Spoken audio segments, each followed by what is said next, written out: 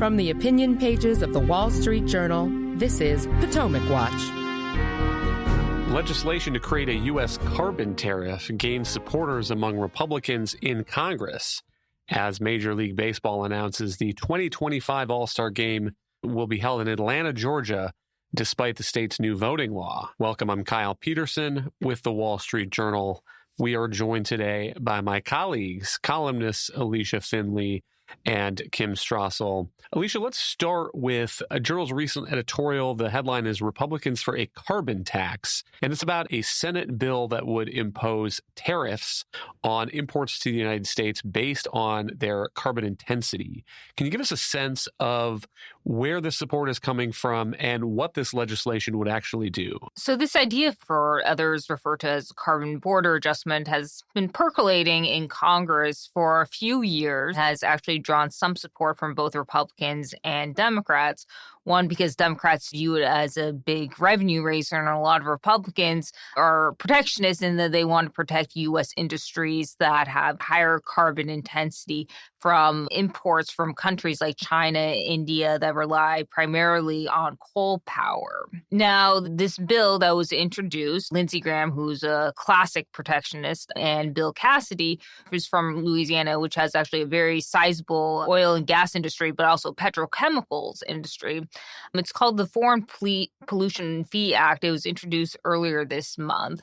And what it would essentially do is impose a tariff on imports on 16 categories of goods, depending on the product's carbon intensity. Now, this is actually a very technical term, and how you determine how or what the carbon intensity is measure of essentially grams of carbon dioxide equivalent emitted per kind of kilowatt hour energy. So amount of carbon produced in basically producing an item.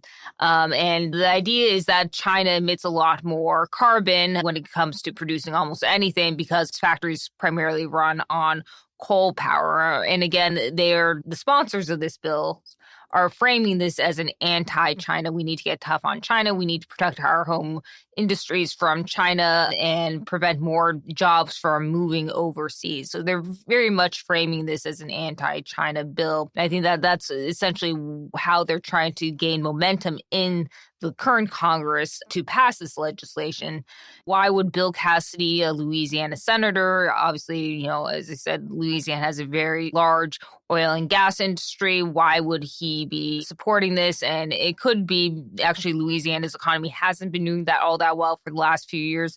It could also be because the petrochemicals industry does face actually a lot of competition from China, as well as with plastics, and the rising costs from the force-fed green energy transition. And what I mean by that is that the price of energy has been increasing in the U.S., and especially the price of electricity, as more renewables are added to the grid, and that renders U.S.-made products less competitive vis-a-vis imports, and especially on a global scale. So he may be trying to protect his own manufacturers in his state. And I think that's where he's trying to convince some Republicans in other states with large manufacturing bases to come along and support this idea. Kim, there are Republicans who have supported the idea, theoretically, of carbon taxes for a while now. But this seems to be fundamentally different from those. The attraction of that idea to those people is economic, that you'd put a uniform price on carbon, you'd make it revenue neutral, so you would take advantage of the economic logic that if you tax something, you get less of it. And so allow the market to sort out what the most efficient place to cut carbon is just by having a simple, straight rule of a tax on a certain amount of carbon emitted. This seems to be quite different from that in that, here's a line from the editorial, tariffs would be based on a foreign goods relative carbon intensity as calculated by a new National Laboratory Advisory Board on Global Pollution Challenges. And I would point to a Q&A sheet put out by Senator Cassidy's office. Here are a couple of the questions. Can products be added to the covered product list? Yes, 50% of domestic producers of a particular product may petition to add a new category. And boy, you can be sure that they would. Can foreign producers be treated differently than the country they are located in? Producers who can verify production in a manner consistent with U.S. environmental standards can receive manufacturer-specific treatment.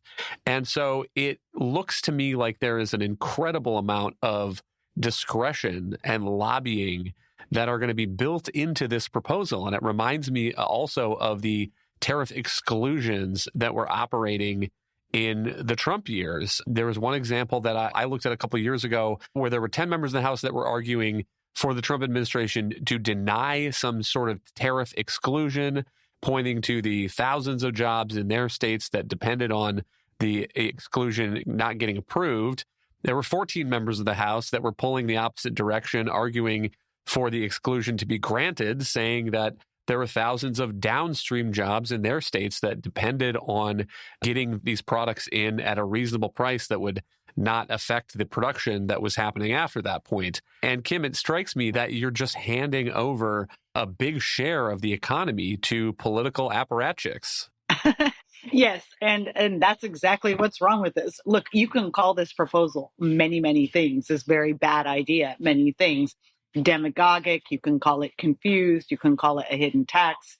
But essentially what it is it's a bunch of politicians trying to ride a populist wave against China, for instance, and win political plaudits for it with no thought to the economic consequences. And, when I look at this proposal and then I see the authors of it, Bill Cassidy, Lindsey Graham, Republicans, I think, with Republicans like these, who needs Democrats?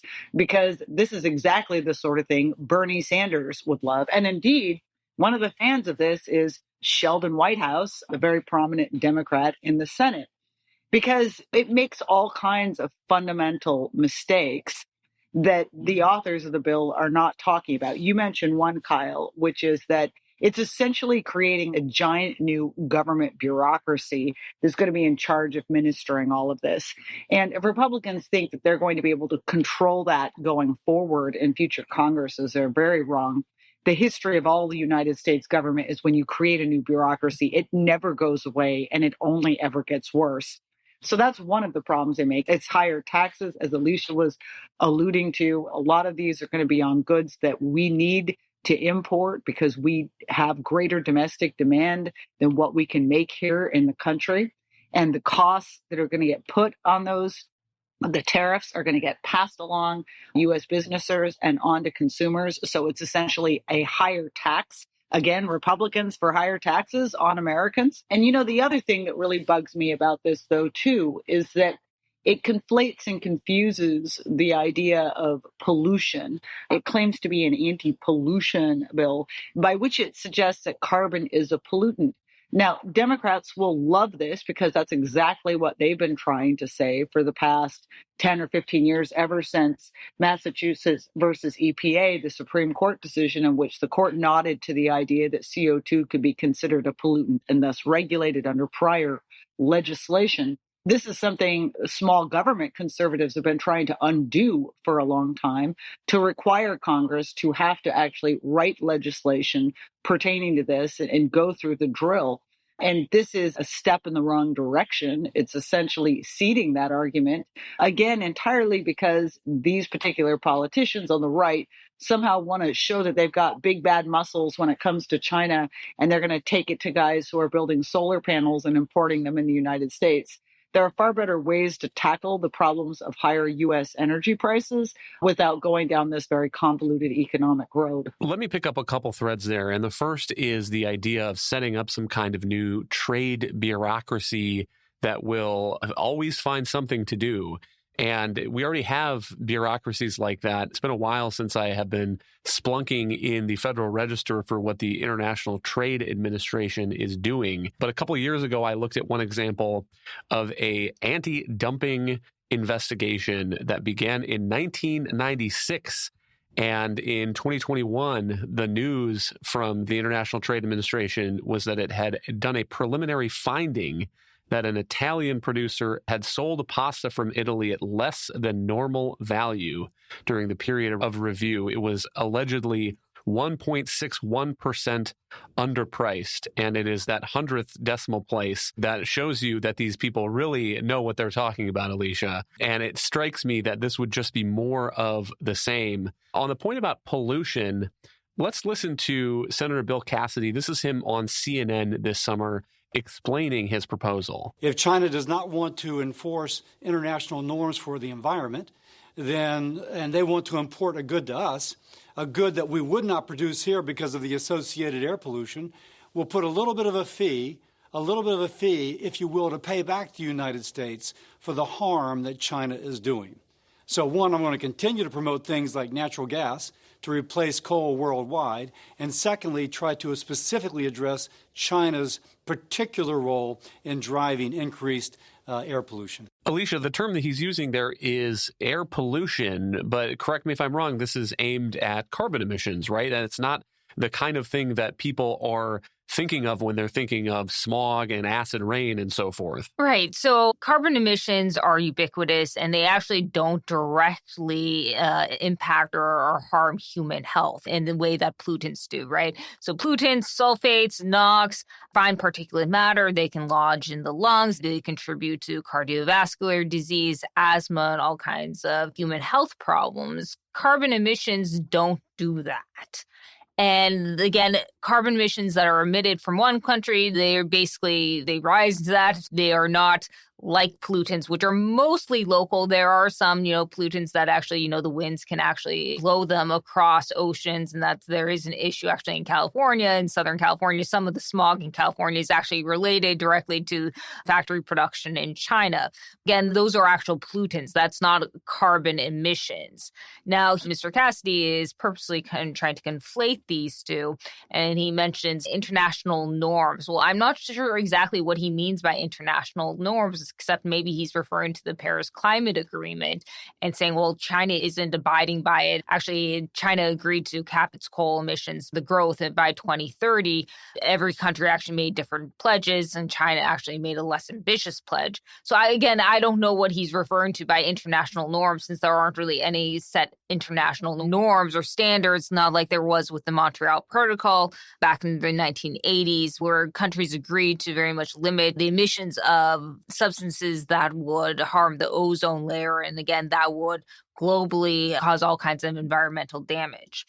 So the reason why I think he's conflating these two is because he knows there's a lot more support for controlling pollution than there is for carbon emissions, for the very reason that pollution actually does harm public health. And that's why Democrats so often conflate those two.